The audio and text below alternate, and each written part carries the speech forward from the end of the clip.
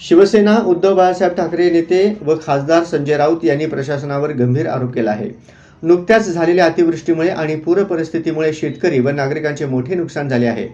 मात्र प्रशासनाने या परिस्थितीकडे गंभीरपणे लक्ष दिले नाही, अशी टीका राऊत यांनी केली।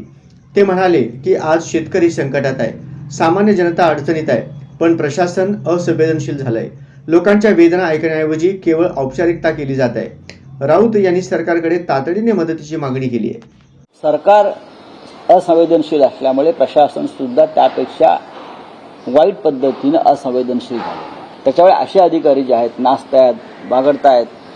आता एक तहसीलदार आपल्या खुर्चीवर बसून गाणं म्हणत होता निवृत्तीच्या काळात, म्हणून त्याला निलंबित करण्यात आलं। मग आता हे जे अधिकारी आहेत असंवेदनशील धाराशिवमधले, त्यांच्यावर तुम्ही काय कारवाई करणार आहात? की लोक तिथे चिखलात उपाशी आहेत, पाण्यात उपाशी आहेत, वाहून गेलेत आणि तुम्ही नाचताय, ह्याच्यावर तुम्ही काय कारवाई करणार? सांगा।